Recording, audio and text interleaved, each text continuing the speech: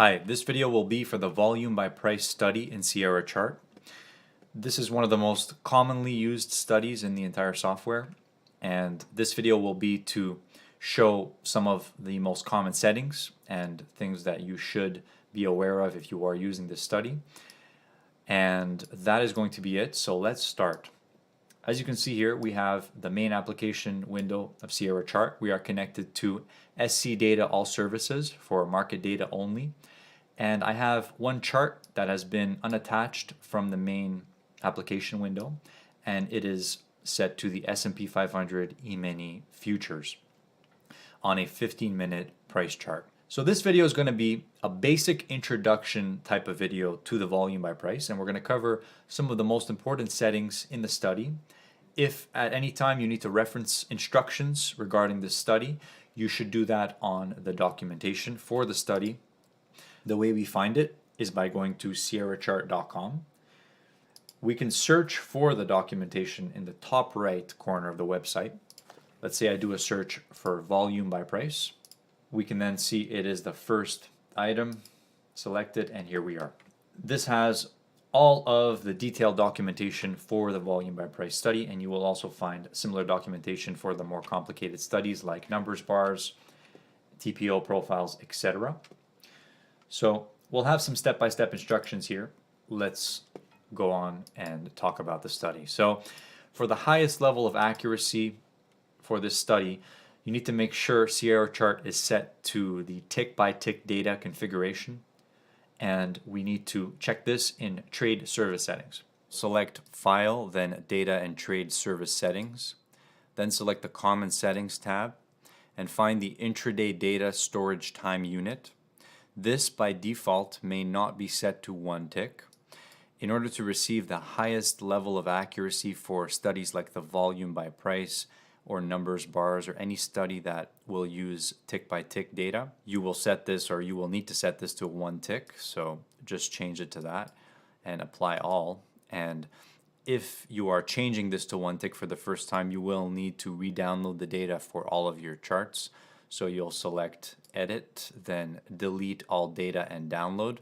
So it will re-download the data using the new intraday storage time unit. And remember to do that for all of your charts. On this chart, we already have a volume by price study, but I will show you how to add one. So we need to select the Analysis tab, then select Studies, or we can press F6 on our keyboard if we're using Windows. So here we have the studies, and I've already added a volume by price study. I will remove it just to show you how to add it back. Here's the list of default studies in Sierra Chart. They are arranged in alphabetical order. If we scroll down to the letter V for volume by price and select it and then add it to our chart, press apply and it will appear on the chart. This is the default setting for the volume by price study. To get into the settings of the study, we double click on the study, or we can choose settings right here. Now there's a few main inputs here that you need to know about. The first one would be the draw mode, which is how you want this volume profile to be drawn. There are 3 selections. The first one is just the volume profiles. The second one is lines and levels that are associated with the volume profile. In this case, the point of control, value area, high and low, and the volume weighted average price. If we select this, it will show them as lines only. And the third setting is those lines I just mentioned, as well as the volume profiles.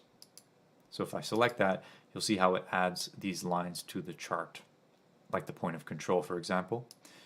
Let's set it to volume profiles just to keep it simple. One of the next important settings is the ticks per volume bar. So the lower we set this, the more accurate the volume by price will be. If we set it to 1, you can see that the tick increments get smaller and we have a more detailed volume profile. This is not always necessary to have it set to the lowest amount. In fact, if you are displaying a larger time frame or a historical chart like a daily chart, you would want to set this at a higher number, like 20 or 50, depending on the instrument you're charting. When this is set to 2, for every 2 tick price increment in our market, there will be 1 volume by price node in this case. If I do set it higher, you'll see how it groups them together. The next setting, which is the most important setting, is the volume graph period type. By default, it comes in as visible bars. This is one very common way to display a volume by price, and it is for the visible bars that you are displaying on your chart. If I scroll back the chart, you can see how it is showing us volume for these bars now. That's how a visible range profile works.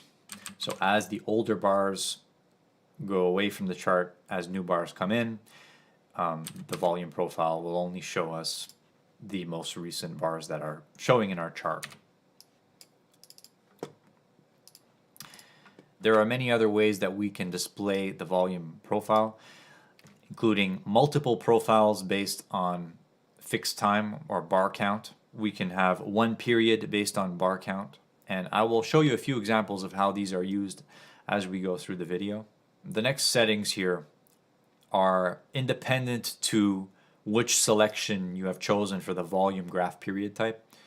For example, time period type for fixed time. This only applies if you have your graph period type set to a setting that is reliant on fixed time. So if I have this set to multiple profiles based on fixed time, now this setting for time period length for fixed time and time period type for fixed time would now become relevant. In this case, it is set to 1 day. I'll select apply, and then I will full screen this chart and show you how it has created now multiple profiles for every day. This is one example. I will open a trade DOM for the S&P 500 E-mini futures. And I've also opened up another trade DOM just to show you an example of a customized trade DOM that has 3 volume by price studies on it simultaneously. So if we go into the study settings of this trading DOM, we can see that there are 3 volume by price studies on the chart. And you can see that we are set to a single volume by price for 5 bars, which will be showing us the most recent volume for a specified time period on our trade DOM. And it will be removing the volume that is falling outside of that time period and keeping the most recent volume in the time period. The first thing you need to know is that even if this is a trade DOM, it still has a time period to it. In this case, it's set to a time period of 15 seconds. So just keep that in mind. Since I have these set to a single volume by price based on a number of bars, in this case 5 bars, it will show me 15 seconds times 5, because 15 seconds is the time period of our chart. So it will be showing us traded volume for up to 1 minute and 15 seconds. And it will always be showing us the most recent volume at price. And for every time the chart updates to a new bar, the oldest period gets removed off of the chart. So this is what I call a rolling volume by price on a trade DOM, and this is how it is configured. 1 period based on bar count, and the setting for number of bars for based on bar count is set to 5. There are other settings here that I will show you now. Since there are multiple volume by price here, I'm using a feature that allows us to have as many volume by price studies as we want that are aligned to the right side of a chart, and in the case of a trade DOM, onto the left side of the trade DOM, but they are right aligned, as you can see. The settings for that is first, right align volume bars, and then we need to scroll further down and find this setting, which is allow side-by-side profiles on right side. We need to choose yes. And then we need to finally go to this setting, align to far right, and make sure that is also set to yes. And we need to make sure that it is selected for all of our volume at price studies that we want to be aligned in a group. And then they will align themselves based on the order that you've set them in. So for example, if I were to move this study down by one, you can now see how the delta volume by price has now moved towards the right end of that. Regarding the width of these volume profiles, if you have multiple profiles, you would want them to be set to an appropriate width. In this case, I had set it to a width of 38%. So the maximum volume bar width type is set to the width of the window, and the maximum volume bar width percentage is set to 38%. If I did set it to 100, take a look at what would happen. You can see that it gets rid of all of the others. So if you are displaying multiple profiles next to each other, you need to make sure that they are set to occupy a reasonable amount of width so that you can see all of the numbers. The next setting we have here is the display volume in bars. So this is related to the text. In this case, I have the total volume being displayed for this specific study. We can also choose to display other things like ask volume minus bid volume, in other words, the delta. And there is also a setting to display the total volume as well as the ask volume minus the bid volume. In this case, I've actually created two volume by price studies, one of them for the total volume, the other one for the ask minus bid volume, only because I preferred how it looked visually on the chart. The next setting here is the volume bar calculation method, which in this case is set simply to just show the total volume. And then we have the bid volume and ask volume coloring method. In this case, it is set to none because I am not displaying separate colors for bid volume and ask volume. By default, if we take a look at this profile right here on the default setting that is there for the volume by price study, if we go into the study settings for that one and we go and look at the setting we were just looking at here, bid volume and ask volume coloring method, we can see that it's set to separate bid ask volume coloring. If I set it to none, it will now remove the separate coloring, and then it will have one color for the volume profile. You'll have to experiment with different settings here to find the one that works for you. So I think that we can continue here with the way I had it displayed on this trade DOM because it is a good example. So again, this volume by price is set to 5 bars, rolling period. Further down here, we have certain settings regarding transparent draw style. Transparency is known for slightly higher CPU usage, so generally you would want to keep it off if you wanted to have the most responsive trade DOM or chart. Here we have settings regarding the value area and the point of control, as well as the volume weighted average price. So these settings here are related to extending these levels on the chart. If you require to have the point of control extended across the entire chart, you would choose to turn this on. You can also change the value area percentage here. The volume bars draw method is important. In this case, filled volume bars would be the default setting, but there's also a few other settings here. As you can see, I changed it to the outline only, and it took away the drawing there. I'll set it back to the filled volume bars since that is perfectly fine the way it is. If we continue to scroll down here, there's a few extra settings that are slightly more complex and not necessarily useful if you're just using the volume by price for basic purposes. But I would suggest you to read about them in the documentation if you wanted to learn about what these are, like the draw peaks and valleys feature. These color settings here allow us to display a more colorful profile based on the percentage of the point of control. I have not experimented with them, so we will not cover it in this video. Now, by default, we have turned on display data in the chart values window. I'll briefly show you what the chart values window is. We need to go to our chart select window and then the chart values window. Here we have kind of like a quote board for this specific chart or symbol. And if we scroll down, we can see here are the chart values for our volume by price studies. And because we have 3 of them on this particular chart, we're going to have the chart values showing for all of them. So there's volume by price chart values. There's the second one. and there is the third one. I will go back to the settings of this study again. As you can see here, the third volume by price on this trade DOM, I have named it POC, or point of control, and it is set to the same graph draw type, which is a single volume profile for a number of bars, except that for this profile, I've chosen 25 bars for the number of bars. I've also chosen to highlight the point of control. So if you look at this specific setting right here, highlight point of control, it is set to yes. So that way it is highlighting that right there. And I've also changed the colors in the subgraph settings to be sort of a gray faded color so that it doesn't make any bars there.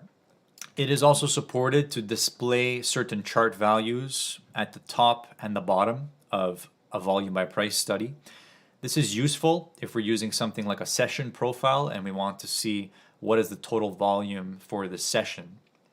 The way we can do that is, first we need to find this setting, which is show chart values on profile. We need to make sure that it is turned on. In this case, I'll set it to show chart values on profile with labels in a single row. I will apply that. Chart values position on the profile is set to the top of the graph, and we can put up to 4 chart values to be displayed on this profile. I will bring down the drop down menu and you can see these are the values that you can display here. So if we chose volume and applied that, we can see now that a number has appeared right here, and I will increase the text font size. By the way, this text font size applies to the chart values that you are displaying on your profile. So I will increase the text size to a bigger size, and you can see that it is increased there.